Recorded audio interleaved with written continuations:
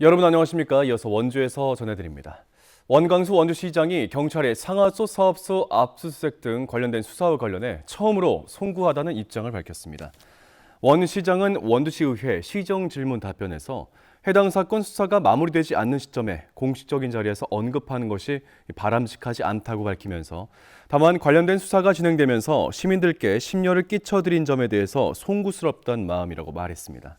경찰은 상하수도 사업소의 원주천 차집관로 공사와 관련해 시장 비서실 측근업체가 하청 공사를 수주할 수 있도록 외압이 있었다는 의혹을 수사하고 있습니다. 춘천지방검찰청이 최문순 전 강원도지사를 레고랜드 조성 사업과 관련한 업무상 배임, 위계상 공무집행 방해 혐의 등으로 불구속 기소했습니다. 최 전 지사는 도의회 보증 없이 채무 보증을 2,050억 원을 늘리고 도의회 허위 정보를 제공해 동의를 얻은 뒤 총괄 개발 협약에 따라 시행사가 레고랜드에 800억 원을 지급하게 한 혐의를 받고 있습니다. 이와 관련해 검찰은 지난달 12일 강원도 감사위원회와 투자유치과 문화유산과를 압수수색했습니다. 2024 강원 동계 청소년 올림픽의 성공적인 개최를 이끈 조직위원회가 공식적으로 해산했습니다. 해산식엔 홍보대사 김연아를 비롯해 관계기관, 개최 시군 관계자들이 참석했고 토크쇼에 이어 감사장 전달 등의 본 행사가 진행됐습니다. 2020년 9월에 출범한 강원 동계 청소년 올림픽 조직위는 정부와 지자체 등에서 파견된 직원들로 구성돼 아시아에서 열린 최초의 동계 청소년 올림픽이자 역대 최대 규모였던 스포츠 행사를 성공적으로 치러냈습니다. 다음 달부터 청산단이 평창기념재단 3층에 사무실을 두고 잔여 업무를 처리하게 됩니다.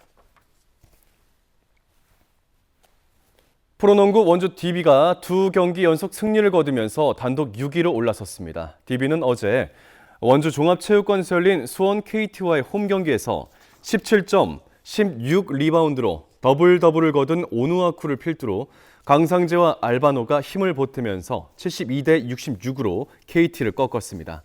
석점 차로 뒤진 채 3쿼터를 마쳤던 DB는 4쿼터 막판 역전에 성공한 뒤 추격을 뿌리치면서 승리를 거머쥐었습니다.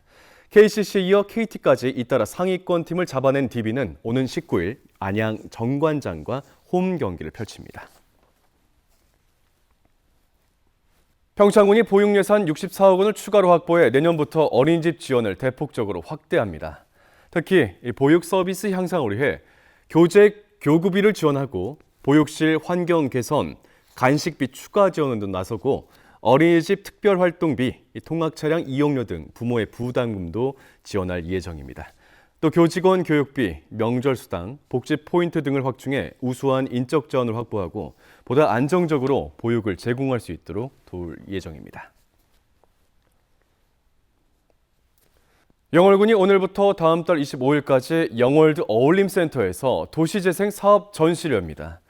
지난 2019년 영흥리 별 충충지구를 시작으로 덕포지구와 주천지구로 이어진 문화행사와 박람회, 교류 행사를 비롯해 도시재생 사업을 체계적으로 추진하기 위해 조직된 마을관리 사회적 협동조합 관련 내용을 담아 전시하게 됩니다. 또 도시재생 사업 6년의 발자취를 공유하는 성과 공유회도 마련됐습니다. 지역과 대학의 동반 성장을 추진하는 강원 라이즈 기본 계획이 이번 주 중 심의를 거쳐 교육부에 최종적으로 제출됩니다. 계획안은 대학과 기업 연계, 시군 특성 산업 육성과 지역 정주행 인재 양성, 강원 스타트업 허브 조성, 대학 주도형 지역 현안 해결 등 5대 프로젝트 13개 단위 과제가 담겼습니다. 강원도와 강원 라이즈 센터는 지역 대학을 대상으로 공모, 평가, 선정 절차를 진행해 내년 3월부터 본격적으로 추진합니다. 전국 공무원 노동조합 강원 지역 본부가 강원도의 시군 부단체장 낙하산 인사를 중단하라고 촉구했습니다. 노조는 지방자치법 시행령 개정에 따라 시군 부단체장 직급이 4급에서 3급으로 상향되고 있는데 강원도가 지난해 말부터 조례 개정 전에 시군을 압박해 부단체장 자리를 도청 인사로 채웠다고 주장했습니다. 이어 올해도 인구 5만 명 이하 시군에 3급 지원이 없다는 이유로 도청 인사들로 승진잔치를 벌이면서 시군 인사 적체가 심화되고 있다고 지적했습니다. 평창군이 내년 3월 말까지 유해 야생동물 피해 방지단을 운영합니다. 아프리카 돼지열병 바이러스 예방을 위해 멧돼지는 상시 포획이 가능하고 고라니와 민물 가마우지 등은 피해 신고가 접수되면 피해 방지단이 출동해 수렵 활동을 하게 됩니다.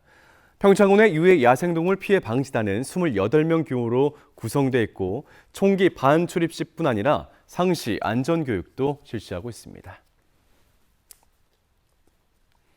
뉴스를 마칩니다. 고맙습니다.